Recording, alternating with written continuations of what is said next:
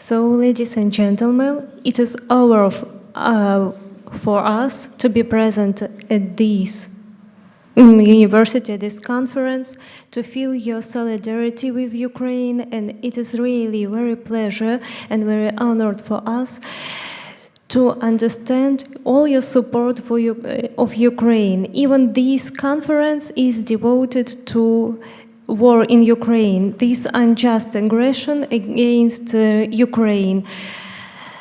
And also we can see that this war that Russia is waging against Ukraine, that not only the war is local conflict, but it's a really conflict war against values, even universal values, European values. So now, and we can see, really can see that it's like a global conflict which affects on economic, as we can see now, is energy system, also even humanitarian, some issues. So that is why our round table is devoted to the issues of full-scale war in Ukraine and its influence on the regional and global processes in the world. And now let me ask our first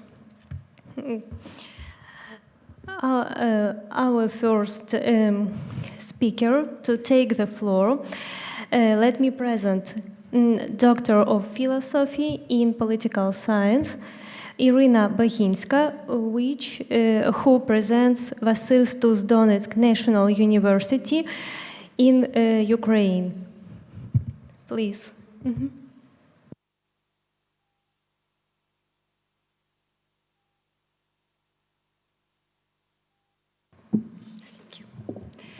I would like to start by briefly thanking the organizers of the conference for inviting and giving the opportunity to express my views.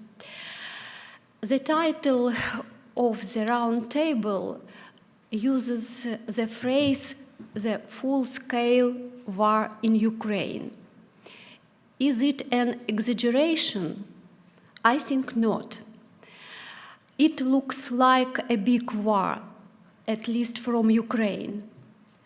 Those who have seen pictures of the destruction in Mariupol, Chernihiv, Kharkiv, Bucha, Severodonetsk, and those who have survived the missile strikes and shellings equally cannot believe that such a thing is possible in the 21st century.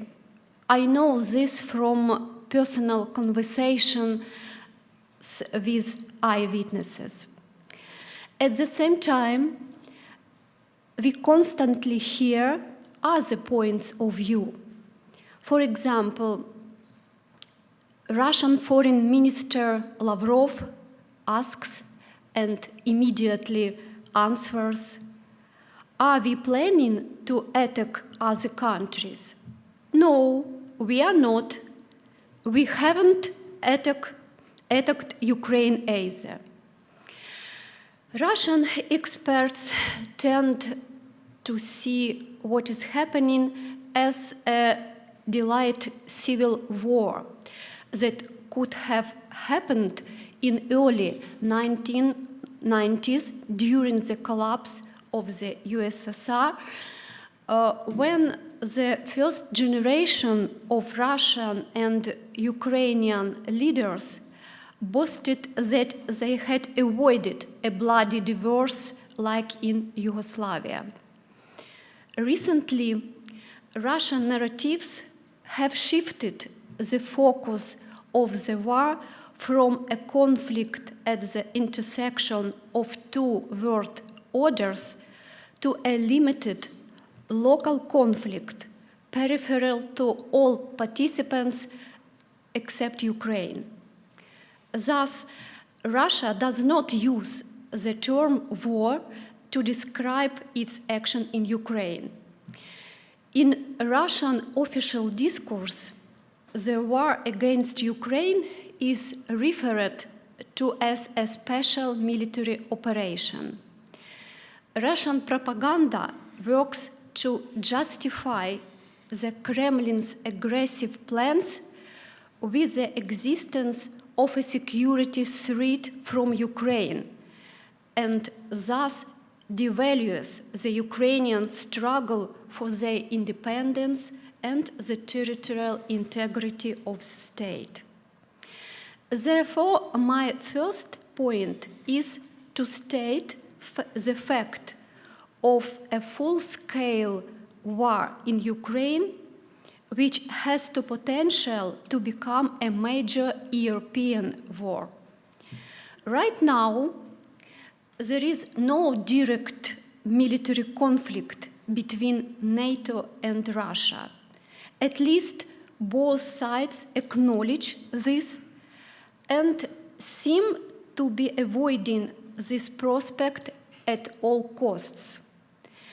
Despite Russia's objections, NATO continues its open-door policy. After Russia invaded Ukraine, Sweden and Finland applied for NATO membership. However, the impetus for a major European war comes from Ukraine and concerns the states of the so-called post-Soviet space. For example, in the draft document posted on the website of the Russian Foreign Ministry on 17 December 2021, titled Agreement on Security Measures between the Russian Federation and the member states of the North Atlantic Treaty Organization, Russia demanded legal obligations not to expand the alliance primarily by the accession of Ukraine. Also, politicians and propagandists try to manipulate the terminology of war. The fact is that since 24 February, we are witnessing a new phase of the conflict between Ukraine and Russia. This conflict has a long history. The growing trend is toward open hostilities between regular armies using the entire arsenal of land warfare weapons using high-precision weapons. It is not just about the scale of the theater of war, which has become, in fact, the entire territory of Ukraine. Earlier, the annexation of Crimea in 2014 was indeed a special operation. And in the 2014-2021 conflict in Donbass, Russia acted through a proxies. The nature of the war is unlikely determined solely by the tactics and technical equipment of the parties to the conflict, which is often publicly discussed, including on social media. It is more predetermined by the political and strategic plans of the parties to the conflict, which they have developed over many years. Therefore, my second thesis is the discourse on political settlements are meaningless now, because the conditions under negotiations are possible in good faith do not exist now.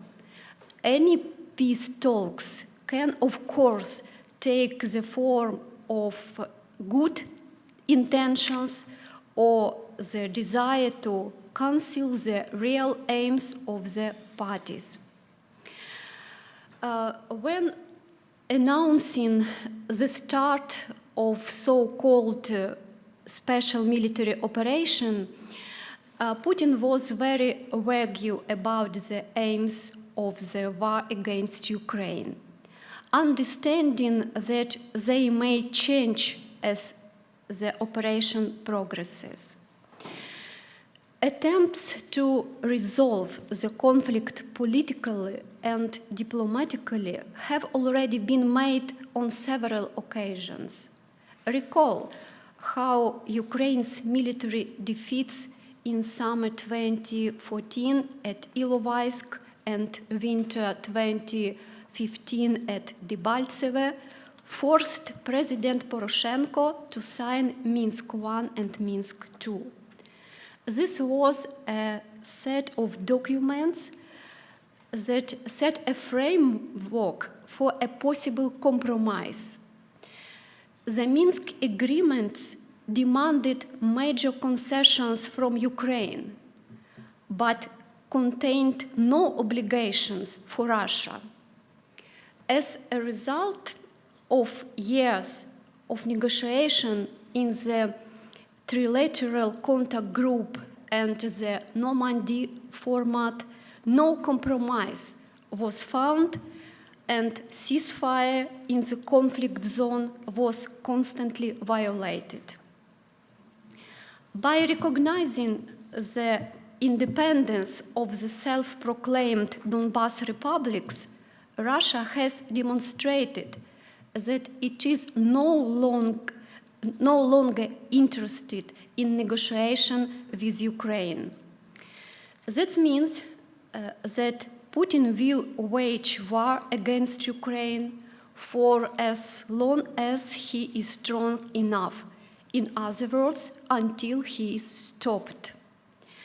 The realization of this, as well as the fact that Ukraine will not be able to contain Russia's offensive on its own, makes it urgent to consolidate the efforts of interested parties and the need to further deepen Ukraine's cooperation with the West in all possible formats.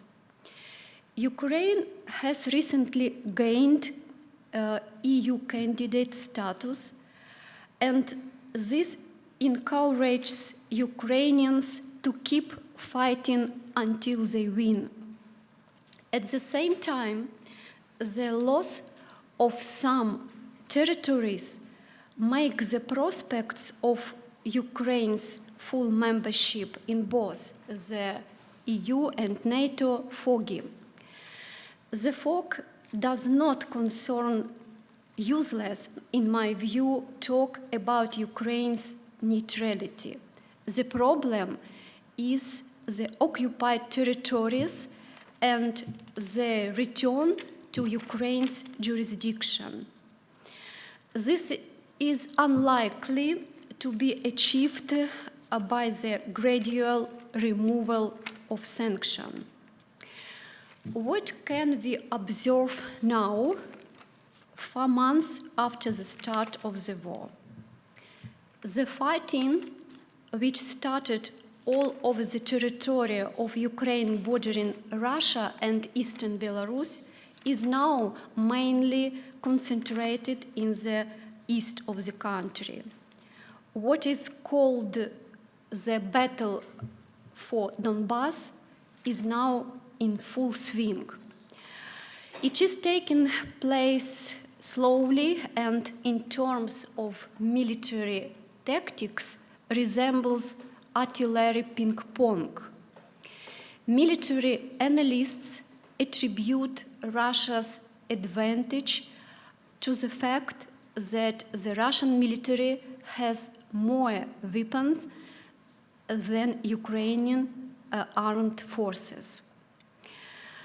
Russia has failed to establish full control over the administrative borders of the Donetsk and Lugansk regions of Ukraine, but it has improved its pre-war position by cutting off Ukraine from the Sea of Azov and obtaining a land corridor from Crimea to Donbass. Ukraine has already lost 20% of its territory. The advance of Russian troops into Ukraine has provoked and exacerbated some world problems. The inability to export staple foods from Ukraine is exacerbating to global food crisis. Ukraine accounts for 10% of the world's wheat supply, 12 to 17 of the world's maize, and 50% of world's sunflower oil. Previously, 96% of Ukrainian grain was exported via the Black Sea. However, Russian attacks on rail infrastructure have hampered grain exports by land. As on 9 June, the UN High Commissioner for Refugees has registered 4.8 million refugees from Ukraine in 44 European countries following Russia's invasion of Ukraine. UNHCR statement said the war in Ukraine has caused one of the biggest migration crises in the world. More than a month after Russia launched a full-scale invasion of Ukraine, President Zelensky addressed the Doha Forum in Qatar on 26 March. He called on the world leading energy producers to help Europe diversify Russian energy supplies.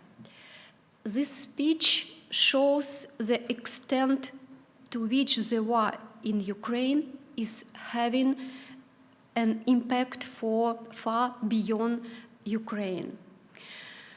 As the war becomes protracted, its global impact seems clear.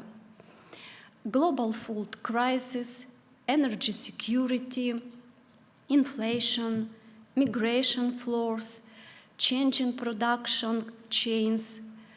The list of problems may expand in the future. By the need to address the global problems created or amplified by Russia's full-scale invasion of Ukraine should not overshadow the issues of arms supply, sanctions, and the return of occupied territories. Just as war fatigue and potential pressures on governments to do so should not strengthen the position of those politicians who advocate a rapid cessation of hostilities. My third point is that a quick peace would be disastrous for everyone. Of course, a quick peace will be disastrous for Ukraine in the first place. It is difficult to imagine the fate of any Ukrainian government that will express its willingness to accept a territorial split of the country. After all, even an interim ceasefire agreement would result in the front line becoming the de facto new border between Russia and Ukraine. In moving from the implications for the internal political situation in Ukraine to the level of bilateral Ukrainian-Russian relations, a ceasefire will not resolve the conflict, but will postpone its resolution for the future. Long-term peace will not be established. Finally, neither Ukraine nor Russia sees compromise as an acceptable way to resolve the conflict. If Western governments want to put pressure on the Ukrainian authorities, the root causes of the conflict need to be considered. If Putin is considering restoring the lands of historical Russia, Ukraine is defending the principle of sovereignty and defending its territorial integrity. A quick peace will have an even more negative impact on the global environment. It will challenge the rules-based order. Any even temporary agreement with Russia, which is not just critical but challenges this order through its behavior, will be perceived as a retreat. It will show that in modern world, any strong state can challenge the sovereignty and territorial integrity of a weak state. Russia will become even greater threat to European security if it emerges from the war with Ukraine unpunished. There is no doubt that Russian politicians and the military should be held accountable for war crimes in Ukraine. The work to collect evidence and record such facts began immediately after Russia's full-scale invasion of Ukraine. The decisions on the lawsuits filed by Ukraine with the International Court of Justice and the European Court of Human Rights will improve international law in terms of condemning the aggressor states. But expelling the Russian Federation from permanent membership of the UN Security Council should also remain on the agenda. Its presence there is based on the outcome of the Second World War. Although much has changed since then, such as the collapse of USSR, Russia has used the myth of victory in that war to project influence beyond its border.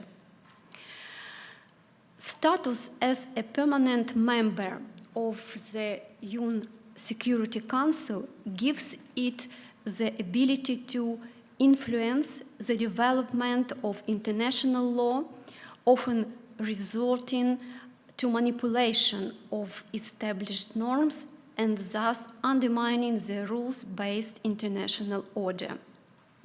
Of course, the war in Ukraine will have wider implications for future arms control, cybersecurity, nuclear non-proliferation, energy security, counterterrorism, and political solutions in Syria, Libya, and elsewhere. But these are all derived from the fundamental rights and rules currently protected in Ukraine, which include a territorial dimension. Both Western-backed Ukraine and Russia are highly motivated to win the war. In its claim to be one of the influential centers of the modern world, Russia cannot afford to lose this war. Similarly, Ukraine cannot lose this war at an important stage stage in its national building as an opportunity to get rid of the historical victim complex of colonial and totalitarian regimes. Equally important will be the results of this war for the historical West as a chance to consolidate and strengthen the liberal order. In this context, considerations of acceptable costs or acceptable damages recede into the background. Ukraine is asking for more weapons and no longer sees, at least at the rhetorical level of the authorities, the restoration of the status quo before 24 February as a possible deal.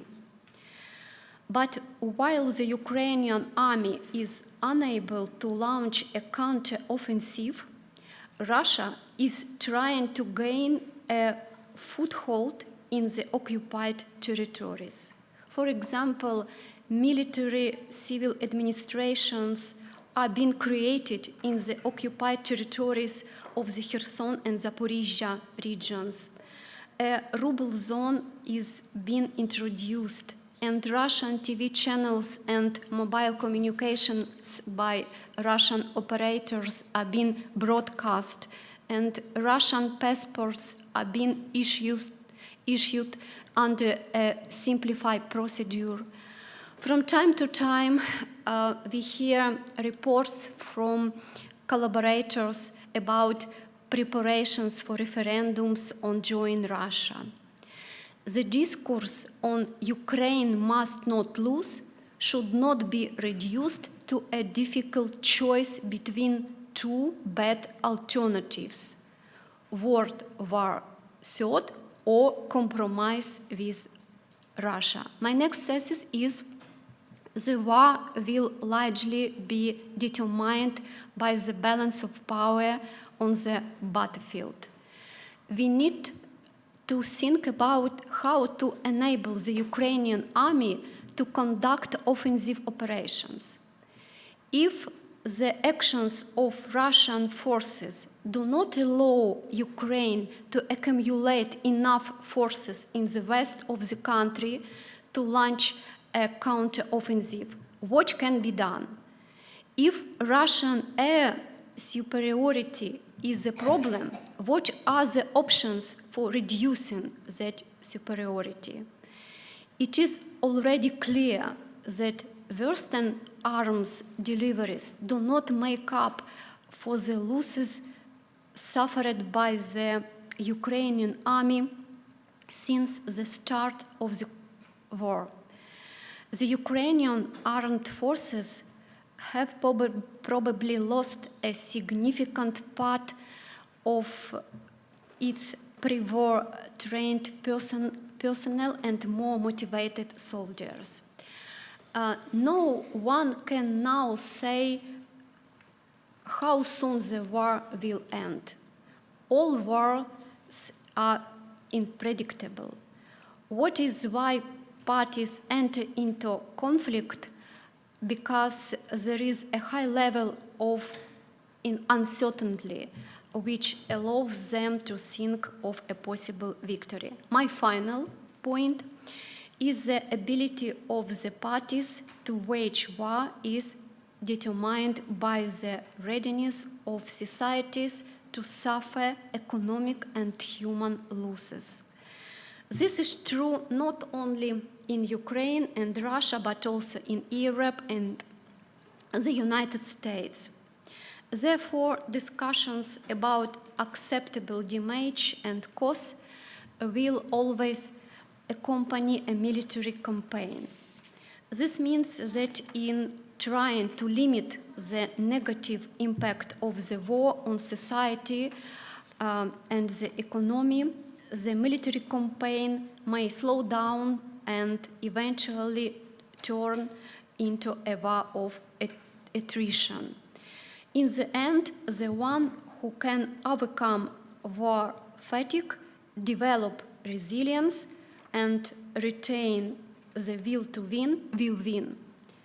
I am confident the Ukrainians will make it because we have no choice. Glory to Ukraine. Thank you for attention.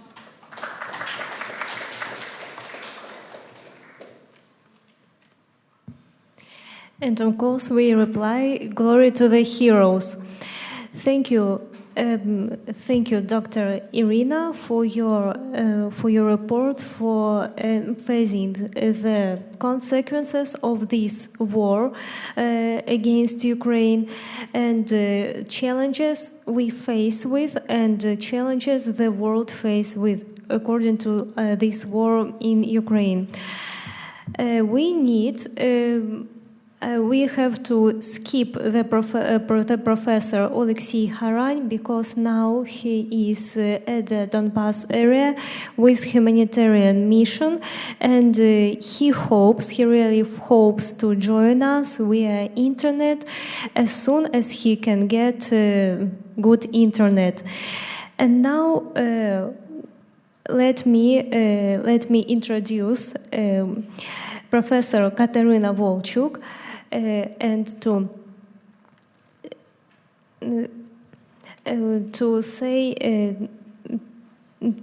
talk about the consequences of this war on our global and even local processes. So. Thank you very much. I've spoken already a lot, so I'll just add some puzzles, perhaps intellectual and academic puzzles in the first sort of instance. But in the second, I would like to focus on something which Director Wóycicki mentioned. For historians, perhaps it's not surprising, but for political scientists, it is that we live in accelerated time. In 4 months, so much more happened than, for example, in the last 20 or even 30 years when it comes to EU-Ukraine relations. Or at least we thought it didn't happen, but actually we could see the consequences or results now. So let me start with the challenge, which I don't have an answer to. But having worked on sort of Ukrainian state building, there has been a lot of perception about weak statehood, capacity, a lot of discussion sort of about polarization and divisions in Ukraine. We know this has been sort of put to aside, this debate, but there is something fundamental about how Ukraine works. And this is the challenge which we haven't resolved. In terms of actually formal processes still being, when I looked at the parliament or the government, still being very slow and inefficient. And then the war happens, and we have this almost sort of sense of a mission and almost overcoming all the sort of long, inefficient procedures and developing of horizontal ties between the politicians, within the government and administrative structure.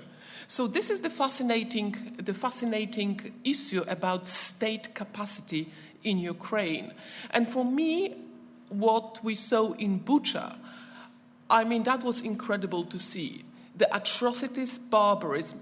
And what we saw actually is the basically municipal services dressed in uniforms and coming, and volunteers and the state sort of employees coming and cleaning the destroyed places. This is unprecedented in terms of actually seeing almost like sort of historical storm over Ukraine and the people and go and restore the order. This changes fundamentally the issue of statehood, of capacity, and of social capital as well. We don't yet have a name for it, and there is a great book on different conceptualization of statehood and state capacity. But from my point of view, this is something that needs to be explored more, because it's basically not only intellectually but practically relevant phenomenon. But there is no doubt that one of the aspects has been what is known as decentralization. And decentralization is one of those policies which we don't think too much about, and yet, from my point of view, having worked on European integration or relations with the EU and the Eastern Partnership, this is a phenomenal dual success story.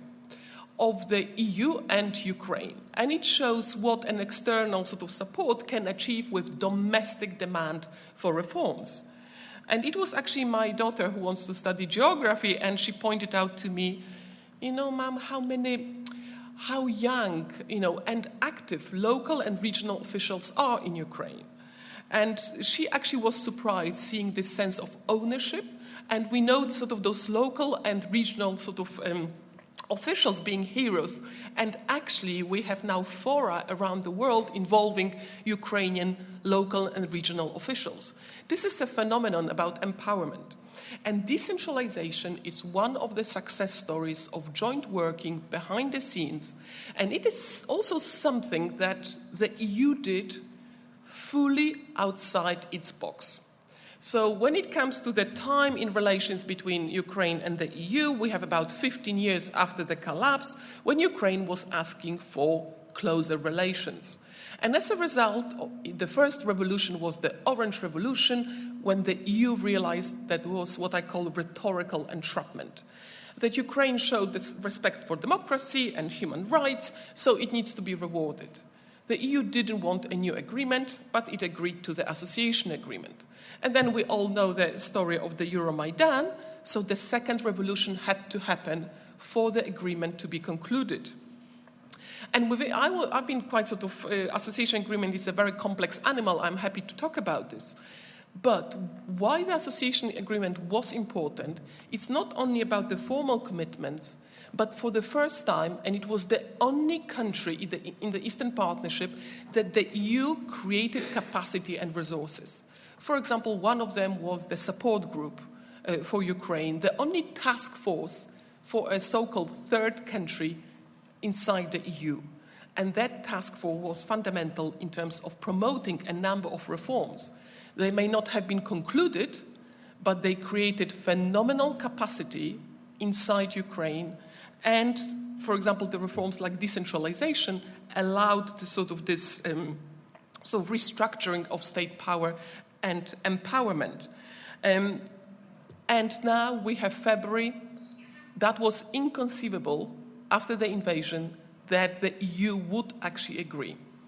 That was for me, within 3 days of invasion, I was talking to the students at the College of Europe, and I was actually skeptical. And from that point of view, what was not achieved in 8 years after Crimea was achieved in literally 3 months.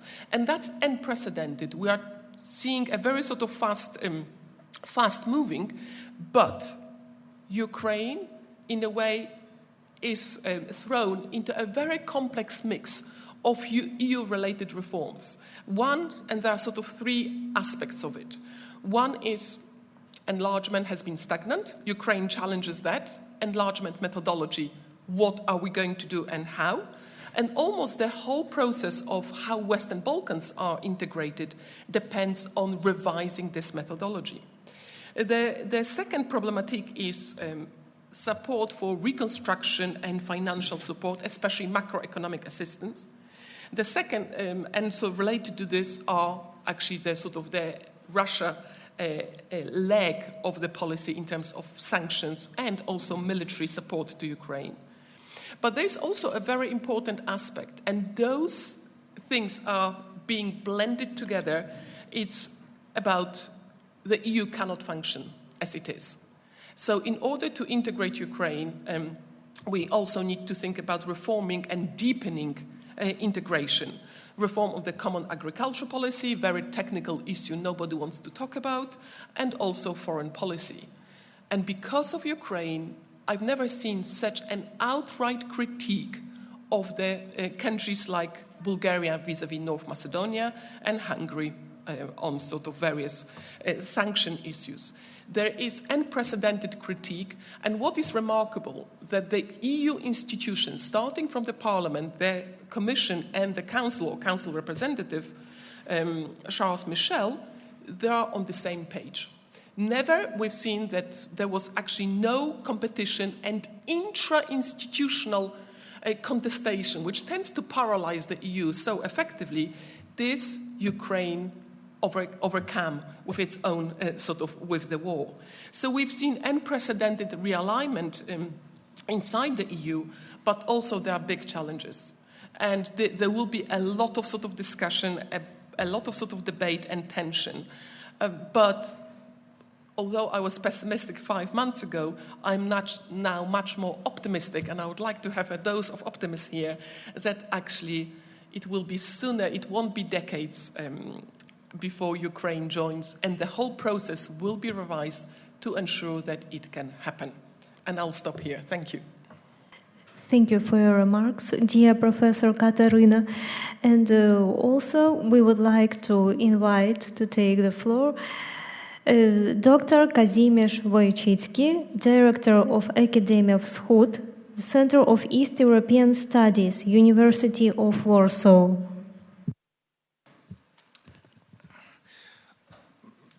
The key speech lecture of Professor Wolczuk was about decolonization of Ukraine. I like to speak about decolonization of Russia.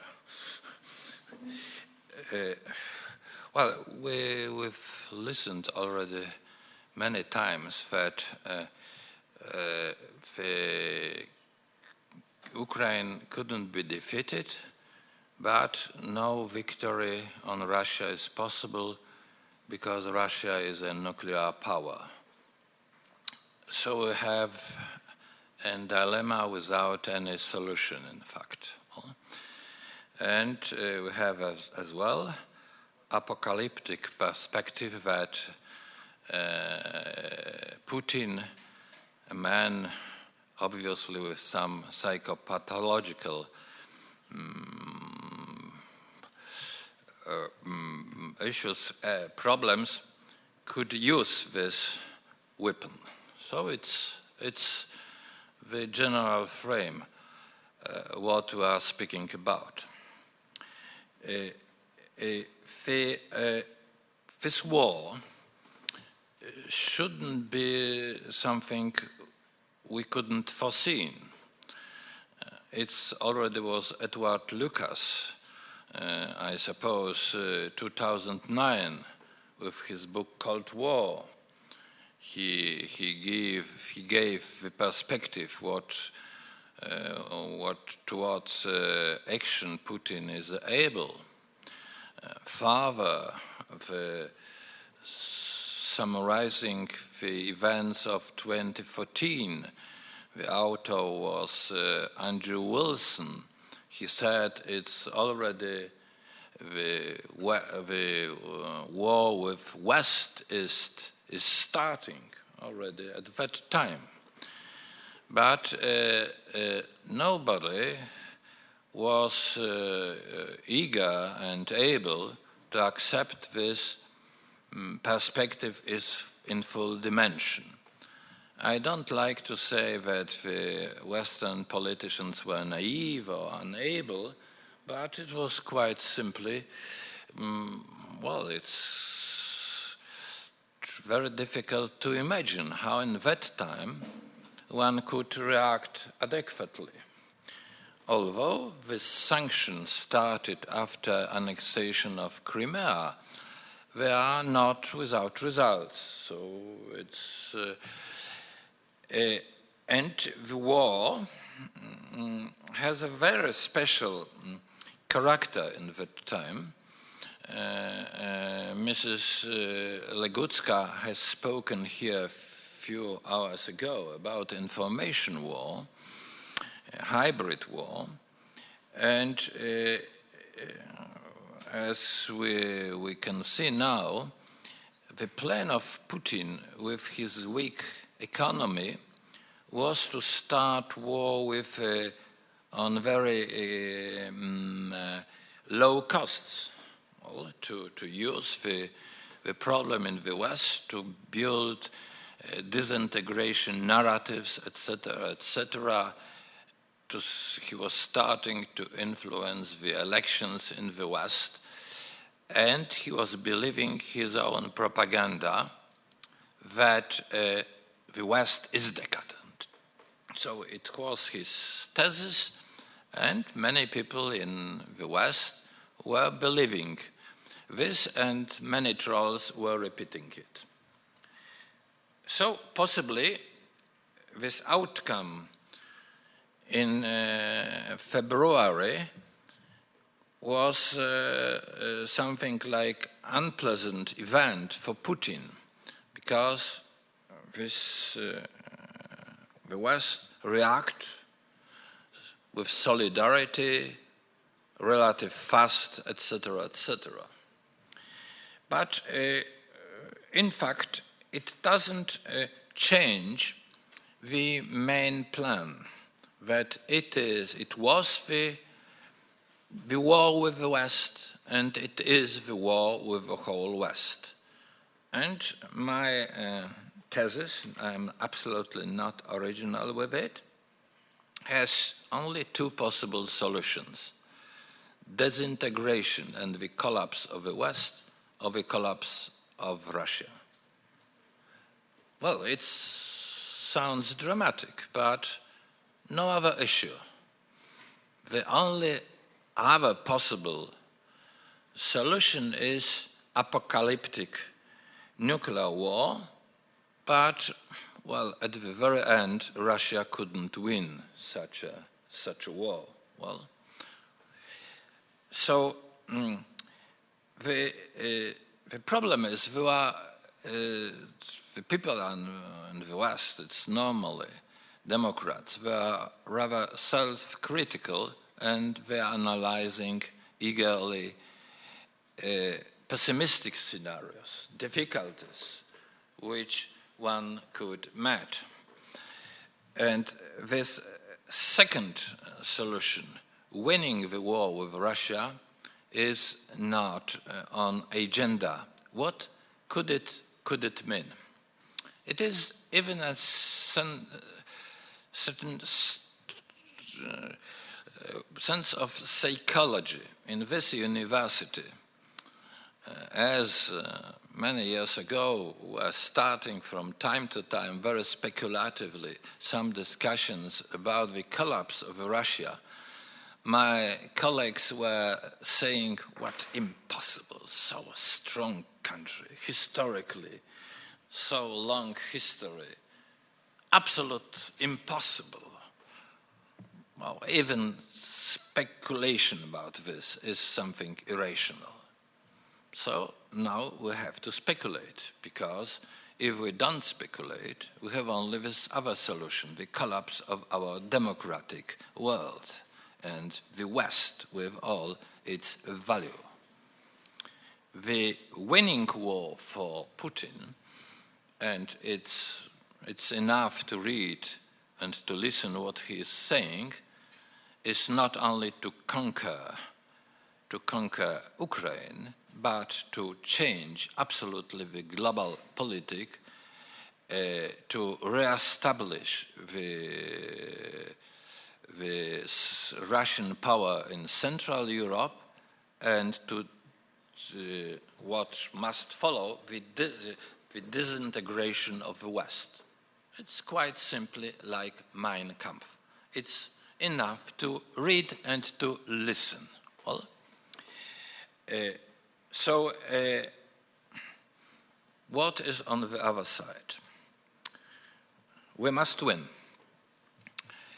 but we have to do with the nuclear power. Well, it's a blackmail, but the only possible solution is to not be suppressed with this blackmail. Well, it's apocalyptic. Biden said that the goal of the war, American goal, is the weakening of Russia.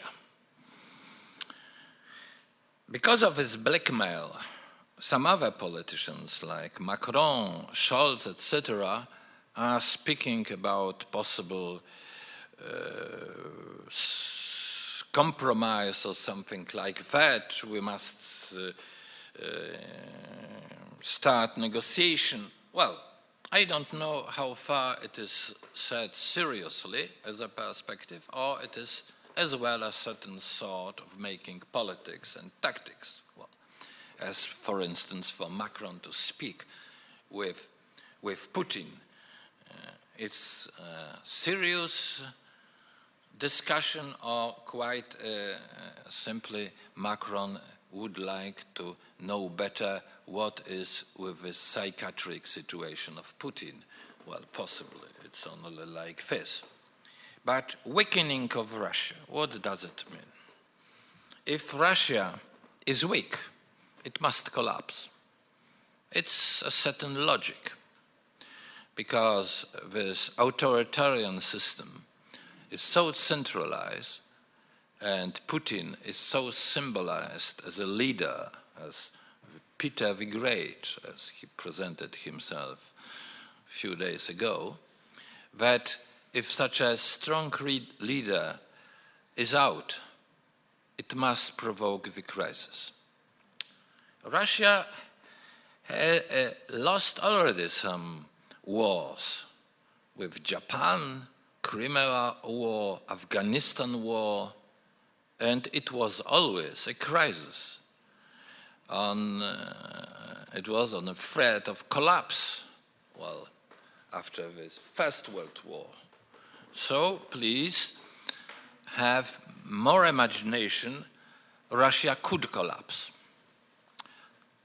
The other factor is, so could collapse, and it mustn't be that Azov battalion will be on the Red Square, what is a fine drink with our Ukrainian colleague, but if this war will last the next 2-3 months, a year, well, it's the problem of the resources. Of course, such a discussion is very difficult for any observer, because it is all the time this Ukrainian victims, the barbarian actions of the Russian soldiers.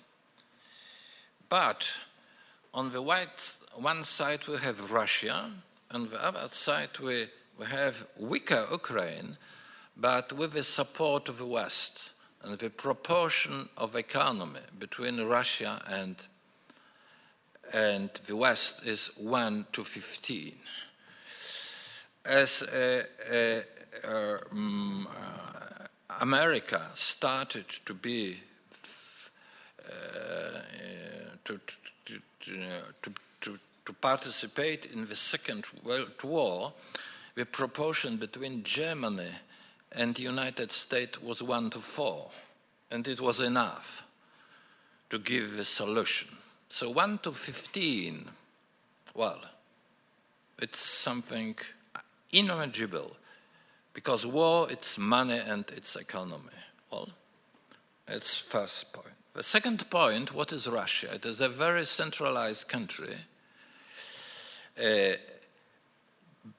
taking money from the provinces, and then some of this money are coming back. The costs of war are enormous. The sanctions are going on. Possibly, it will be a day the provinces will have not enough money. What is the process? The governor, even if they are Putinist, they must do something for themselves. And it's not a separatism, but it's other factor. These territories in Russia, they have several identities. Well, not so strong, but anything.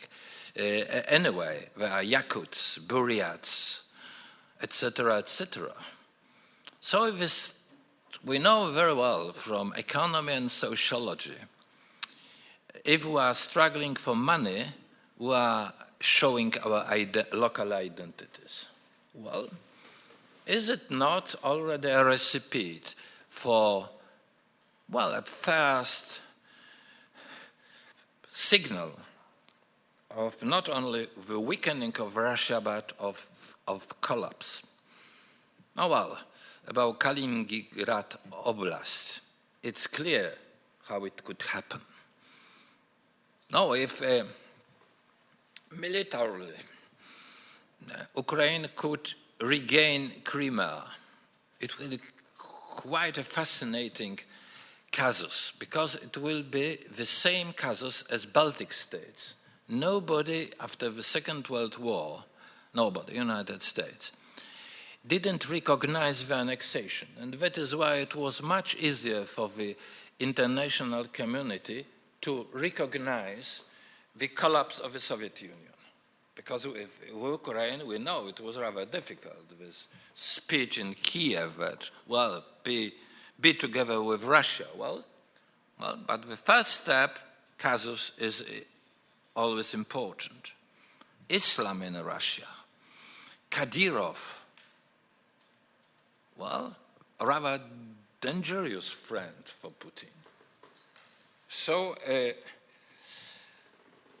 but we couldn't make something so radical that we could win now. I was wondering what is happening with the German politics. For a longer time, I was trying to be an expert on German issues. And of course, in this last time, I am absolutely disappointed with German politics. But if we are analyzing Scholz's speeches, no, it's of course absolute new direction in declaration of the German East politics. It's a revolution. Well, it's such a revolution, in fact, for Putin as NATO membership of Finland and Sweden, because he was hoping, this guy in East Germany, he was hoping he can out-manipulate the Germans. Well, it was his great plan with oil and gas, etc. And it's to the end. But what could be the reasonable motive of Scholz's politics? It must be a slow-moving, winning war. Because if we win too fast, well, it's a real danger of nuclear war. Well, the slow-winning war with Russia, what does it mean? 3 months or 2 years? I don't know. Nobody knows. But it means one day Russia will be defeated at home and not at the front. Of course, what is happening on the front, the weapons for Ukraine are extremely important. It's the first thing now. It's without discussion. But the winning war for the West will be in Russia at home because of all of these factors: weak economy, pressure from outside, the enormous territory, and the fact it is the last historical colonial empire in the world. Well, very antiquar, in fact. Well, let me, if I have time, well, so a few minutes, a historical parallel. You know, who was Chmielnicki, yes?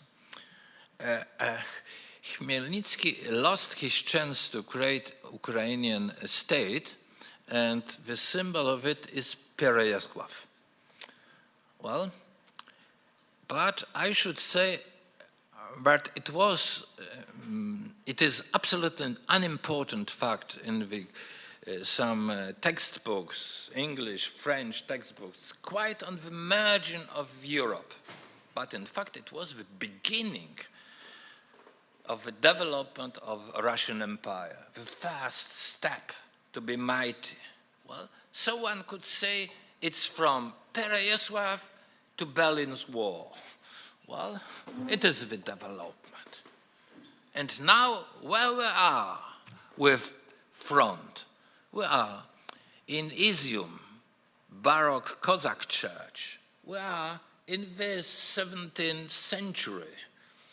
At the beginning, we are returning historically to the source of the empire, And this empire without Ukraine couldn't exist.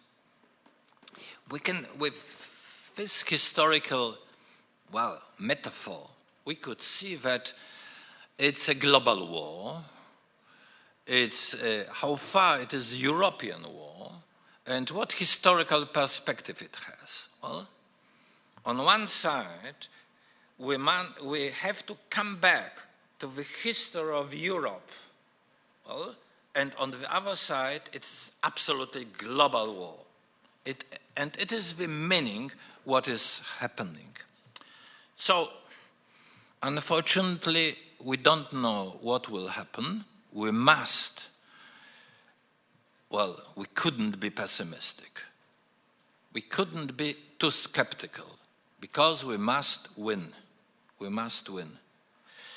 But we must as well wait, because it is absolutely reasonable for NATO not to declare war with Russia in that moment. Well, one must help the Ukrainians. And it is horrible to observe this, because I am saying, help Ukraine, and I am sitting here in Warsaw, observing all of these victims, and saying we must wait.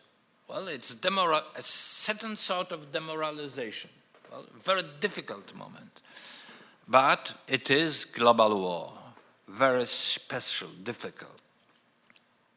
That's in certain sense final, because the collapse of Russia in this state is the ulcer dissection, because Russia is an ulcer in the world politics, with disinformation, demoralization, with no respect for rules, law, etc., with barbarism.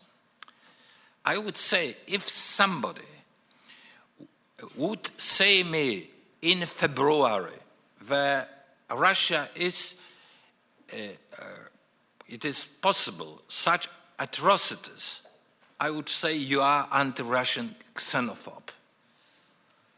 Now we are observing it. Well, so Russia will collapse like Hitler Germany, not militarily, partly, because from inside, but absolutely morally. And the world will be quite other without this ulcer. Well, then we can discuss our problem, because we have a real problem with social equality, new rules in habits, etc., etc. It is all difficult problem. But disinformation war was the way why Russia has an impact on this discussion, trying to destroy Western democratic discourse. So, these are the perspectives. So, we collapse as a democracy, or they collapse, and no other alternative. And no other alternative, because it is enough to read and to listen Putin to know that no other alternatives, no compromise is possible. Thank you.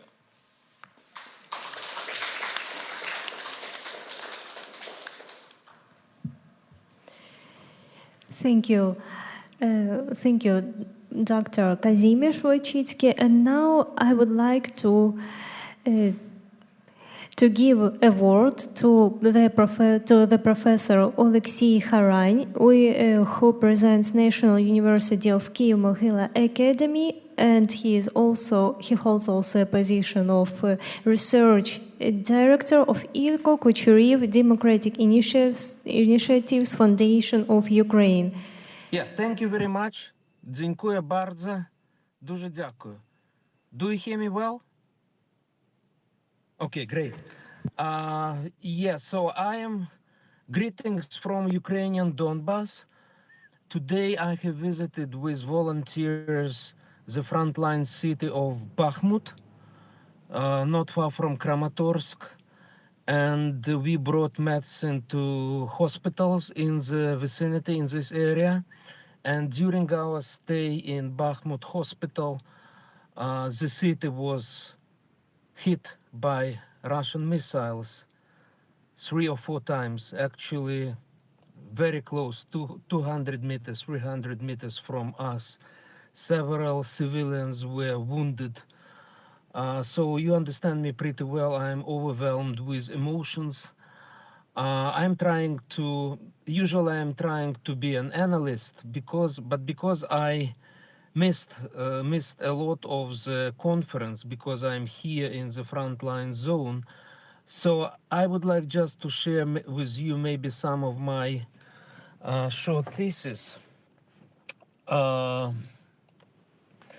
First of all, what we hear at the front line, the soldiers are saying that we have a lack of weapons and ammunitions.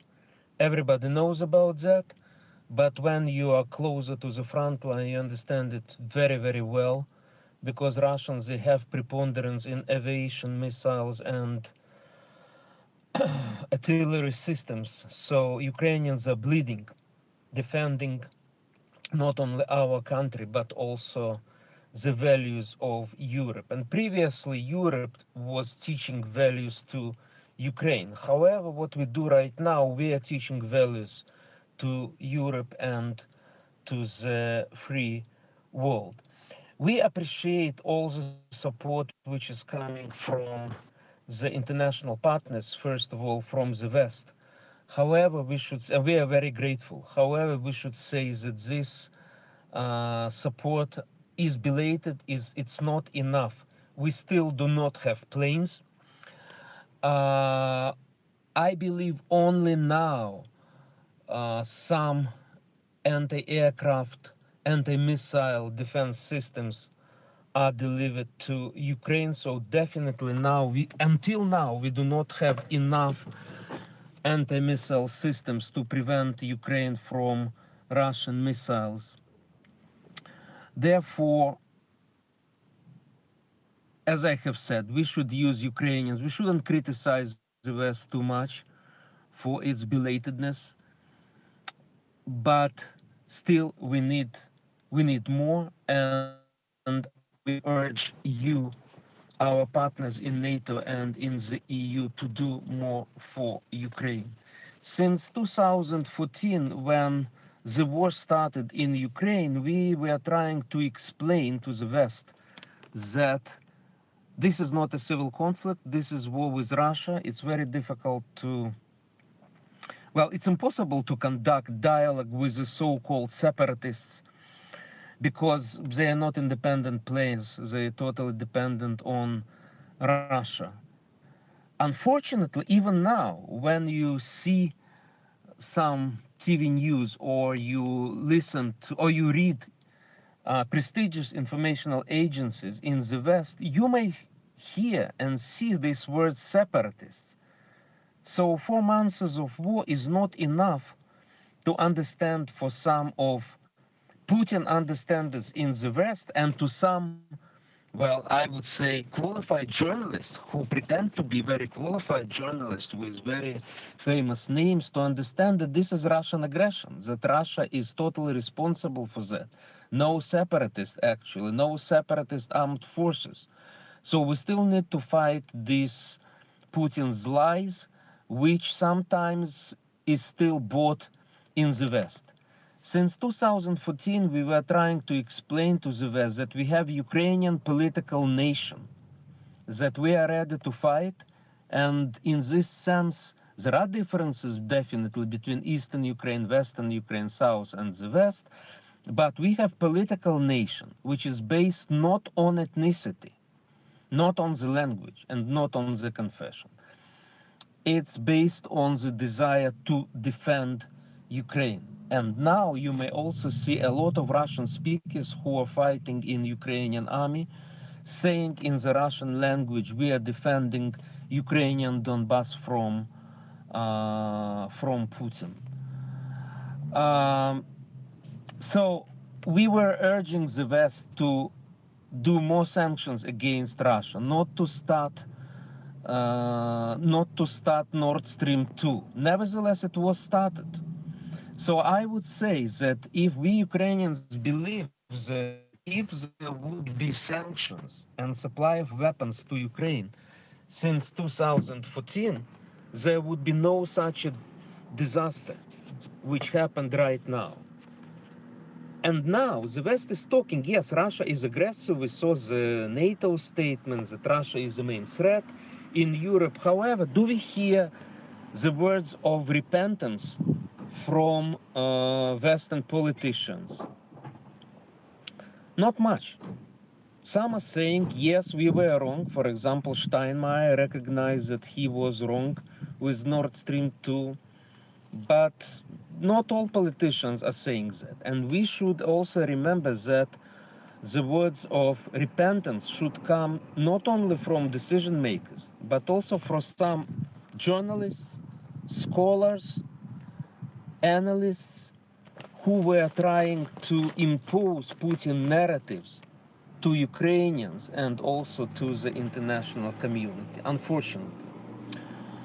I think that Ukrainian society received a very important signal from the European Union when we got a candidate status. We understand that the road to the EU membership would be long and painful because we need to conduct a lot of reforms. However, when we hear right now, well, we should think about what kind of Ukraine would be, how anti-corruption campaign is conducted during the war. All these things are important. And actually, we Ukrainians within Ukraine, we are demanding from our government that we need anti-corruption reforms. We are demanding that we should have new Ukraine after this war.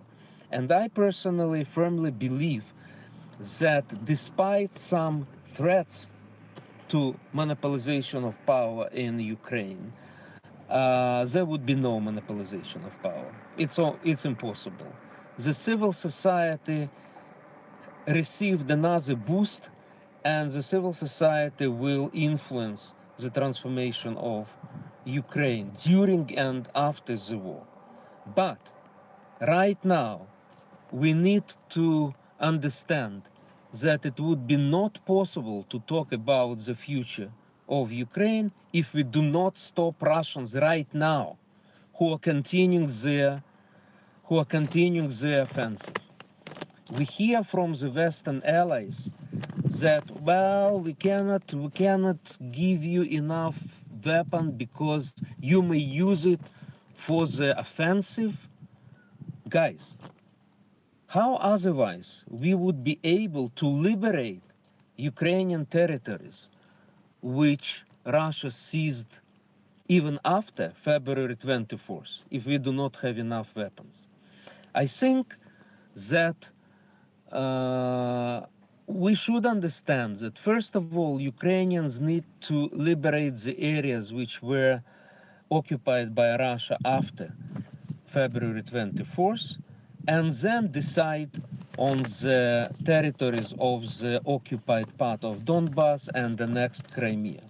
But even to do that, again, we need to perform the task number one: stop present Russian offensive in the Donbas. Therefore, do not tell Ukrainians about the threat of offensive weapons, about necessity not to provoke Russia, not to strike Russian forces, not to respond to some Russian strikes. What we need to do right now is to stop Russians. So we understand Russian nuclear blackmail, but you also need to understand that in order to stop the aggression, it's necessary to be strong. You shouldn't again be seduced by the ideas of appeasement of Russia, saving face for Putin, or some painful compromises to Ukrainians. By the way, and finally, I will mention some of the polls which were conducted by our Democratic Initiatives Foundation, but also by other sociological companies, and all the polls show that Ukrainians do not accept any territorial concessions to Russia, any recognition of the occupied part of Donbass or annexation of Crimea. Ukrainians are not ready to seek peace in exchange for the loss of the territory.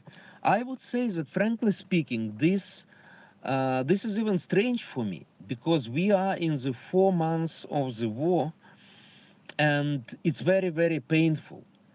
And you know, from psychological point of view, when you have such losses, when your towns are hit by Russian missiles throughout the whole Ukraine, and when we have our relatives who are mobilized to Ukrainian army, who are wounded, some of them, a lot of them are killed. So in this situation, the society should become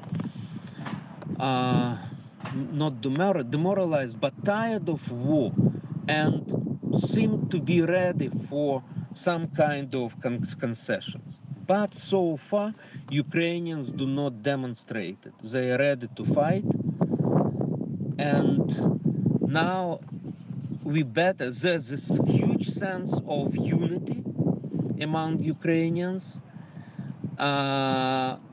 We are working in the one direction of the victory, and I think a very good example was how Ukraine was working for the EU candidate status, because it was joint job by authorities, opposition, civil society, experts, journalists. Definitely we have political struggle in Ukraine, even now, even in the time of war and in the time of martial law. And still we have freedoms. We are democracy, even in this situation. And democracy requires pluralism of opinions, and we have it. Yes, we are trying not to criticize authorities too much. In some cases, we are kind of muted in order not to undermine authorities. But still there's a difference of debates. There is a possibility to criticize the government. And I think it demonstrates that we have democracy. This is huge surprise, huge paradox, but even in times of war, we have democracy. Despite continuous political struggle, despite differences of views between authorities and opposition. And finally, about the future security solution for Ukraine. Is it NATO or is it non-bloc status with some guarantees? We conducted a poll. It was first in Ukraine during the time of war, face-to-face poll. And that's why it was limited to the western center of Ukraine, where it was possible to conduct not just phone poll, but face-to-face poll. And we put alternative answers to that. Are you in favor of NATO? Are you in favor of non-bloc status, or are you in favor of non-bloc status with some guarantees? We do not fully understand what kind of guarantees and what powers would agree to give real guarantees, not paper type guarantees to us. So what Ukrainians responded to this question? Ukrainians in the western center of the country, 74% chose NATO. 3% chose non-bloc status, and 13% chose non-bloc status with guarantees. So you see that Ukrainians are totally in favor of NATO. Again, there is a criticism of NATO, that NATO appeared weak and belated in response to the Russian aggression. And still Ukrainians understand that NATO provides security umbrella, and Ukrainians are not going to cease to Putin's demands to reject NATO status or to reject aspiration of the NATO status. So we don't know what would happen. We don't know how these diplomatic negotiations would proceed. A lot would depend on the Western position.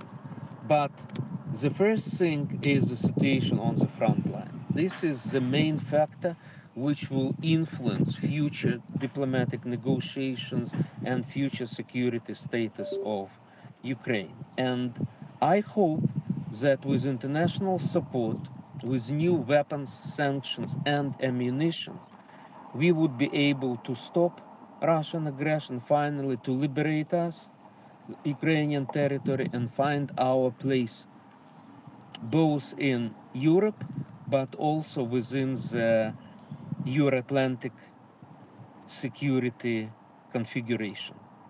Thank you very much. Дуже дякую. Dziękuję bardzo.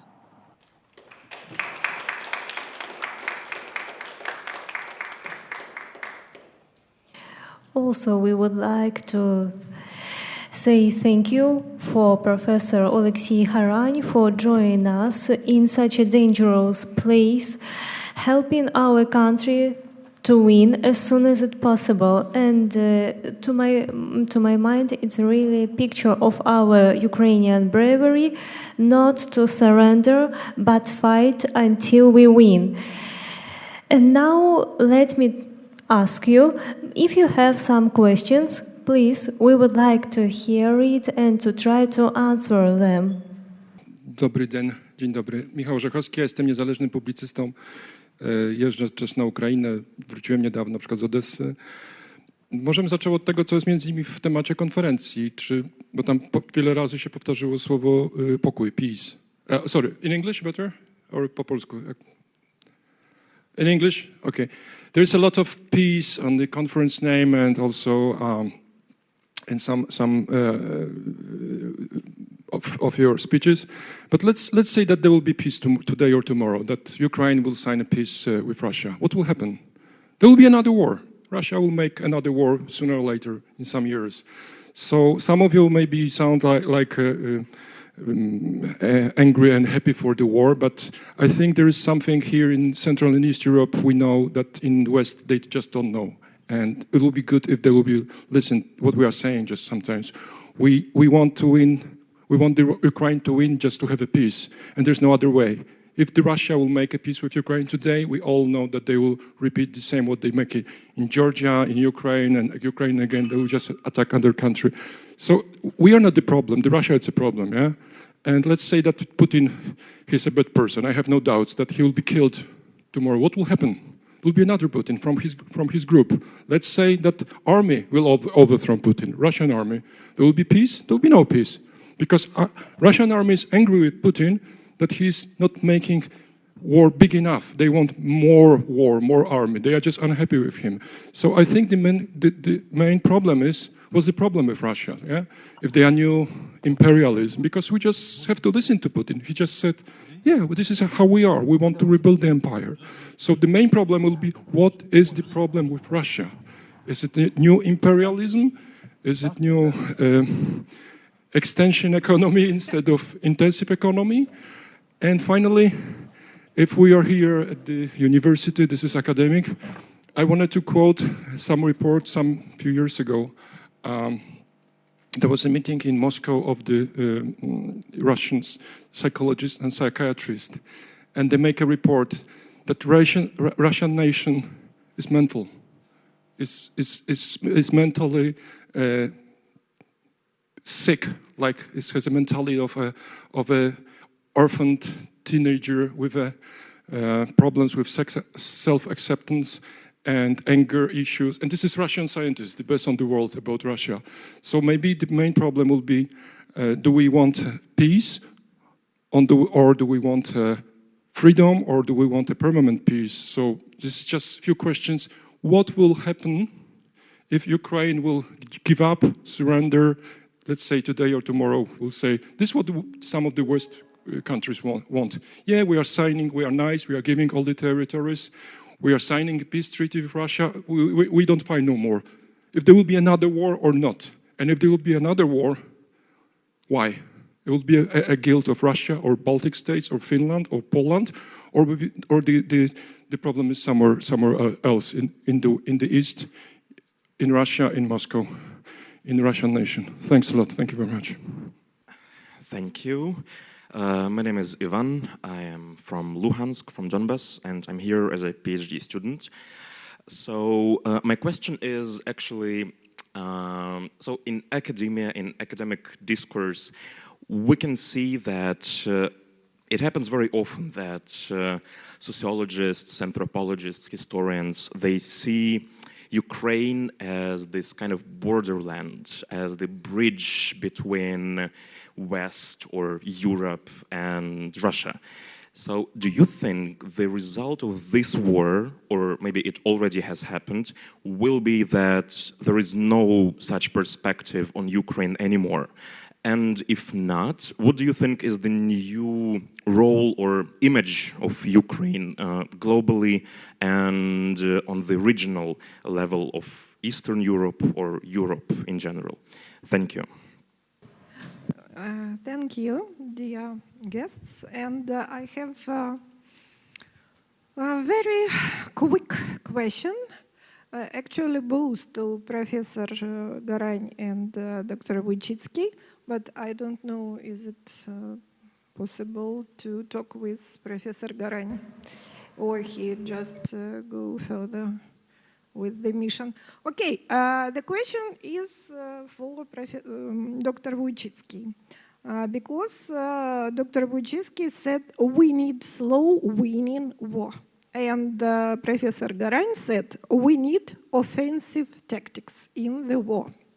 So my question, is it possible to bring these absolutely, as for me, opposite views together? Because if we are partners, we need to do it. My name is Olga Mashtaler. I'm a participant of the Lane Curriculum program, and I have a couple of questions, and thank you all the panelists for your great presentations. My first question concerns the formats of regional and international cooperations. I would like to ask it to Professor Kataryna Wolczuk. Actually, the important factor which determined Ukraine's progress and path to the West was participation in the Eastern Partnership. But we saw the division in the Eastern Partnership during the recent years. How do you think, what is the future of the Eastern Partnership? And also, as a continuation of this question, I would like to say that during the recent years we saw activization of other coalitions and formats of international cooperations like Lublin Triangle, 3C Initiative, or the ongoing cooperation between Ukraine and Great Britain. What these or maybe some other formats, how do you think are or might be the most successful in this fight against Russia and the fight for Ukraine? This is the first question. Another question is similar to the questions that my colleague from Luhansk asked about the image, new image of Ukraine. We see in the context of this war that one of the most important change was the change in the mental map of Europeans. Now Ukraine is perceived as a part of European space, and Professor Kataryna Wolczuk also mentioned in her presentation about decentralization as a success story of Ukraine. And my question is, how do you think what good, positive things Ukraine might bring to the West? Does it have some, so to say, good practices that it may, so to say, teach the Western countries, especially saying that now it is in the front line of the fight with Russia, fighting not just for its territory, but also for the values. And if possible, the last question. In his presentation, Dr. Wóycicki mentioned about the prospect of Russia without Putin. I understand that there is a lot of uncertainty now, and this is the big topic, but maybe you can just share your reflections to think about this Russia without Putin. What kind of Russia this might be, especially taking into account the fact that most of Russians support the imperialistic policy of Vladimir Putin. Thank you very much. Thank you for your questions. So is it enough? Okay. So let's start with the first question devoted to what happens if this war ends tomorrow. What happens? What will happen to Ukraine? What will be happening with Ukraine? Mm-hmm. Participation in NATO and European If the war Union. ends tomorrow, in such condition that we have now, with occupied territories, with Russian troops that are talking about they aren't at our territory, but they are dealing with a special operation now. What will happen? I suppose that we have the same, how to say, no idea that no compromise is possible, and the end of the war is the regain of the Ukrainian territories and some sort of collapse of Russia. There is no other possible issue, because any other solution, it will be only a pause between two wars. This war will end, and the next war will start after the pause. So I think it's the perspective when we are listening to Putin. Well, Putin has quite clear goals, and there is no sign that he could resign from these goals. And it's only such a rather logical problem. What after Putin? After Putin, we could have something worse than Putin. Putin is not so important. The important is what are the leading power in Moscow.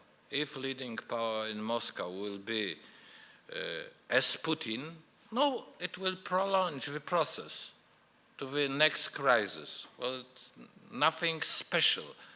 Putin is not metaphysical. It's quite psychopathological guy. Well, nothing more. Well, dangerously at the top of a great power. But we have already few such guys in the world. Trump, for instance, Kim Il-sung. Well, so it's nothing special.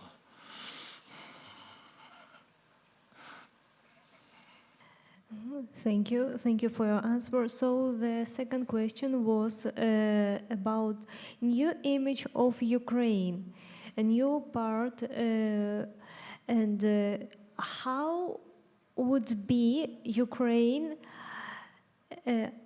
understood by the other world, the European Union in general, and will Ukraine still consider it as a border country? What is the new image of Ukraine after this war and during this war? We are seeing this fundamental, I think we've got the echoes in Macron's, about the brotherly nation. What we know over the last 30 years, that Russia's soft power and the narrative, storytelling about Ukraine has been very successful. through think tanks, academia, and via policy making, or including sort of films and textbooks. The Second World War was really something which shaped the perception of the Soviet Union and Russia as being the same. So Ukraine has been emerging from the shadow of Russia for a long time, and it happened in installments. And the absolute lack of comprehension. You may know nothing about Ukraine or Russia, but the fact that Putin claims the incoherence of the narrative or the dissonance between actions and the storytelling from the Kremlin is something which is just difficult for people in Britain or Germany or France to get their heads around. How can you claim to protect, Russian speakers, your compatriots, whereas actually you are bombing them? So Ukraine is emerging, and it is about fighting and sacrifice. And from that point of view, it is actually what one of the colleagues said, unprecedented in terms of this level of commitment, which very few people in the West are tested to show basically in everyday life. So Ukraine is emerging from the shadows, that's no doubt about it. And this, perhaps it's worth going to the previous points.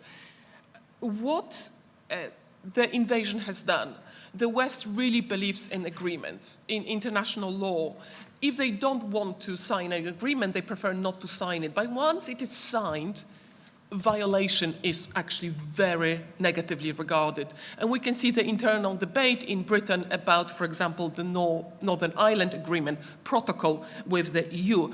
A lot of internal critique. Either don't sign it, but if you signed it, obey by it. So there is no really possibility of violating. And this realization, it's very creeping very slowly, but it is there, that actually you cannot sign an agreement because they are meaningless. But this means a paradigm change. And I really would like to emphasize that Putin has made it easy for actually that paradigm change to happen. Then any kind of agreement is basically not worth, because from Moscow, agreements are for the weaker to implement. Not a single agreement which Russia has signed with Ukraine has been implemented. And if we think, for example, we talk about Minsk agreements, I'm not even going into the context, there would be no need for the Minsk agreements if the 1994 memorandum would have been respected, or the 1997 bilateral friendship agreement. So what agreements are we talking about? But there's a lot of said about sort of Western intermediaries, especially when it comes to facilitating Russian soft power or financial influence.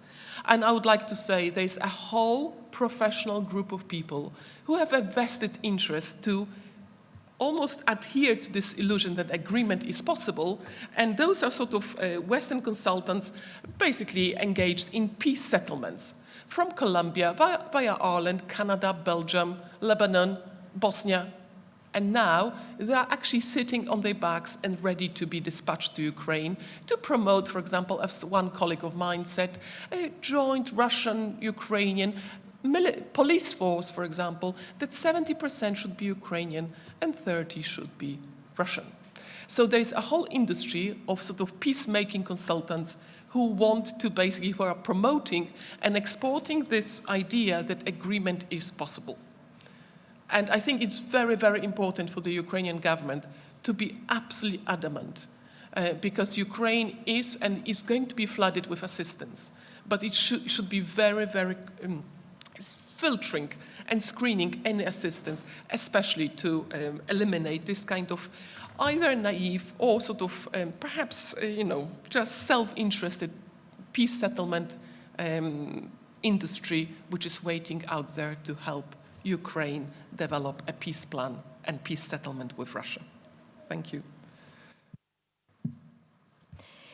Thank you, Professor Kataryna. And also, we would like to answer the question from the Professor Olga Brussilowska. Unfortunately, Professor Haran can't join us because of his lack of internet, and he is in a bit dangerous place. So Let Dr. Kazimierz Wóycicki answer your question. No opposition between the concept of a slow winning war and offensive. Now the goal of the Ukrainians are to stop the Russian offensive and to go to the offensive. But it will last all. Well, I was talking about this in context of much strategic issue.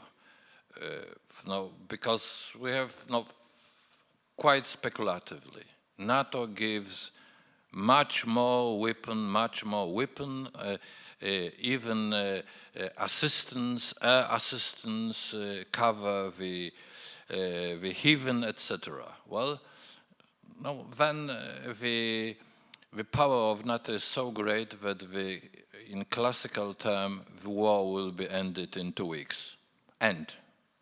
Well, but what will be Russian reaction? Well, so I suppose that the concept of NATO now, what is very difficult for the Ukrainians to accept, that it is the war of resources. And these resources, Russian resources, are so small that at the end it must provoke a very deep crisis in Russia. What was so clear in Biden's speech, our goal is weakening of Russia. It's only diplomatic, because the weakening of Russia, it means to make Russia collapse. Well, so it's my answer to you, and that Ukraine could be offensive and not defensive in this war. Of course, the West must give Ukrainians a lot of arms, instructors, support, etc., money. It's quite clear. It's quite clear. But if you allow, I like to answer your question about the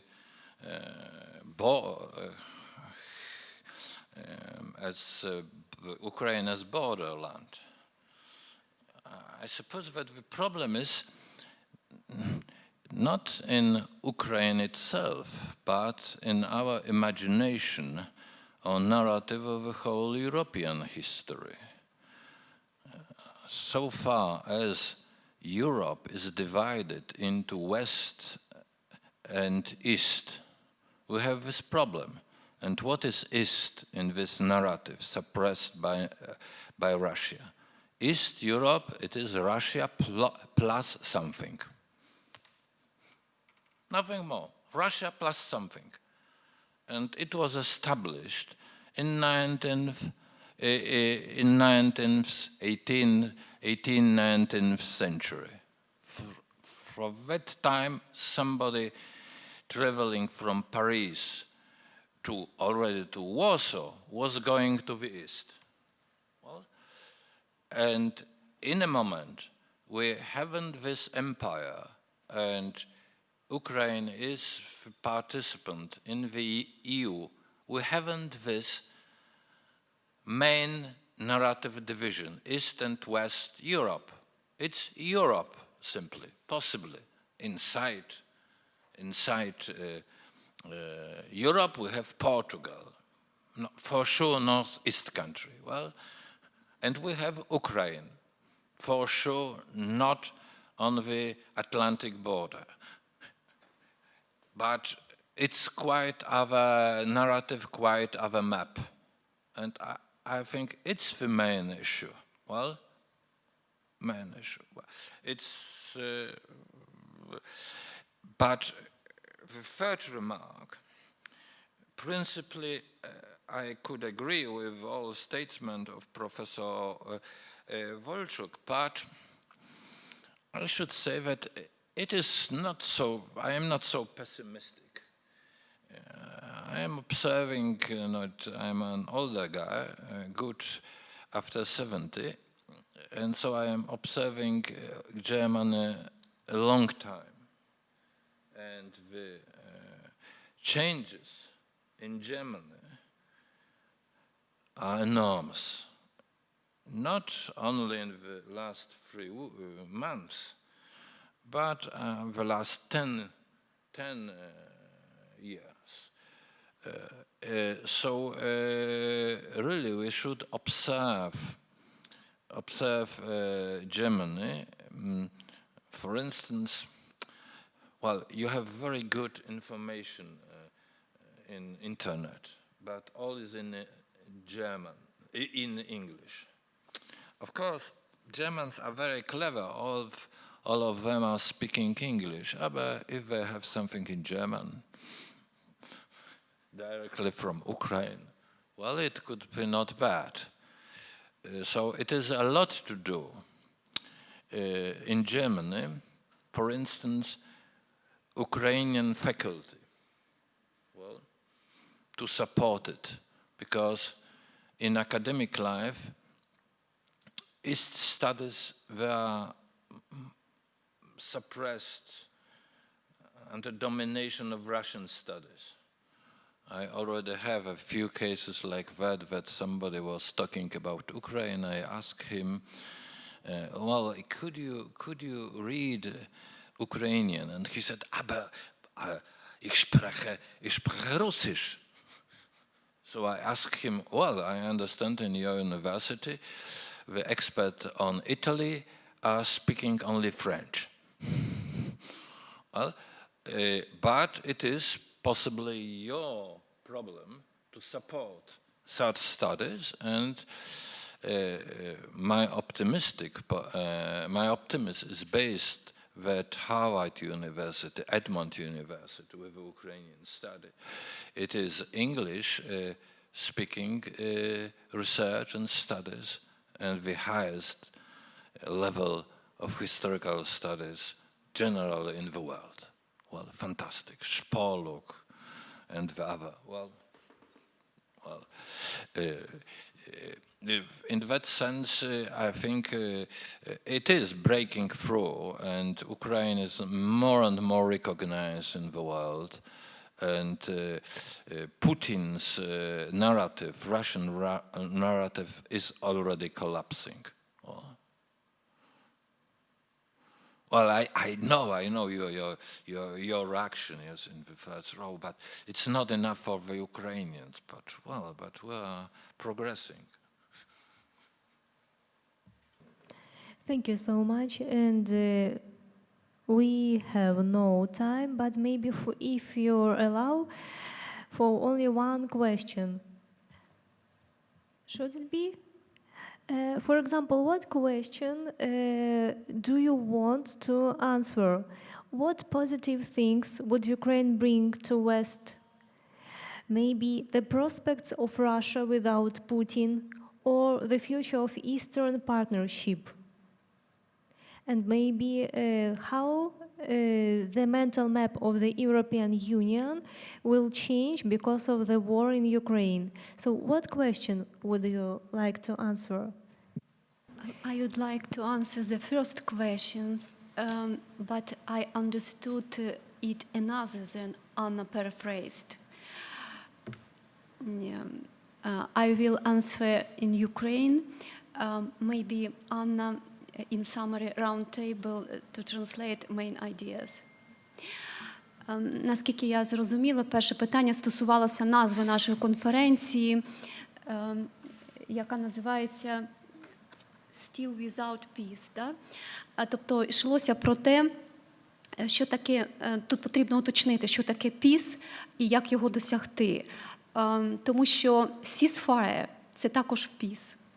Але якщо йдеться про припинення вогню, тобто припинення насильства, ми знаємо, що цей режим буде нетривалим, якщо за підписанням ceasefire не послідує політичне врегулювання. І отут питання, а що може бути предметом політичного врегулювання? Якщо буде йтися про компроміс, а як ми всі знаємо, компроміс передбачає поступки обох сторін. На перший погляд, це може здаватися дуже привабливо, тому що кожна зі сторін надалі може тлумачити компроміс як власну перемогу. Але насправді компроміс не є вирішенням проблеми, це є відтермінуванням вирішення проблеми. Тому, якщо гіпотетично з Росією буде підписаний якийсь політичний документ, Україна має одразу підстрахуватися якимись гарантіями. В українській мові assurance and guarantee перекладається як гарантії, але в англійській мові існують суттєві відмінності, тому що assurance – це просто як повага до чогось, і це був Будапештський меморандум. Коли ми говоримо про guarantees, то це є юридичні зобов'язання. Цих юридичних зобов'язань Україна не зможе отримати одразу від НАТО. Скоріше за все, це може бути ідея підписання двосторонніх гарантій, наприклад, на кшталт США-Тайвань. Це так, знову ж таки, гіпотетично. Але якщо ми говоримо про довготривалий мир, він можливий лише у разі поразки Російської Федерації. Це мені дуже нагадує ситуацію часів Другої світової війни, коли спочатку на Тегеранській конференції, потім на Ялтинській, Черчилль, Рузвельт і Сталін говорили про те, як буде виглядати Німеччина після війни. Але вони були одностайні в тому, що ніхто з Німеччиною ніяку угоду підписувати не буде, лише акт капітуляції. От що стосується Borderland, то тут я би хотіла сказати, що це застарілий наратив. Насправді, з 2014 року в Україні відбулися такі зрушення, що сьогодні ми взагалі про це навіть не розмірковуємо. А що стосується позитивного іміджу, це однозначно Україна – частина демократичного світу. Україна наразі захищає Європу від Росії. Україна є частиною цивілізованого світу. Мені здається, що це могли би бути такі одні з основних меседжів, які запаковуються в цей наш імідж. Okay, so let me translate the statements of Dr. Iryna Boginska. So the first thing, the crucial thing relates to ceasefire. It's not a solution to this problem, because if we write some treaty with Russia, we can't have any guarantees if this peace could be really long-term. That's a problem. If we want long-term peace, we need to win in this war. And of course, if we want to fast peace, really fast peace, we need some guarantees, political guarantees that Russia won't attack us again. But it's really impossible. We know, because we are dealing with the country aggressor country. Also, we can say that this long-term peace is possible only after this Putin's regime collapse, only after that. And the Dr. Iryna, it also reminds that this Yalta conference during the Second World War, when Churchill, Stalin, and Roosevelt didn't consider Germany as a negotiator, as the part of negotiations, so just only to collapse this regime.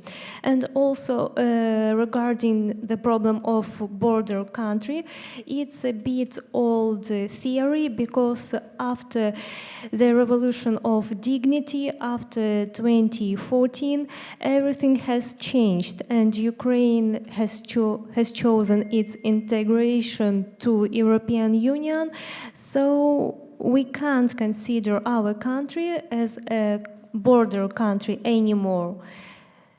Thank you.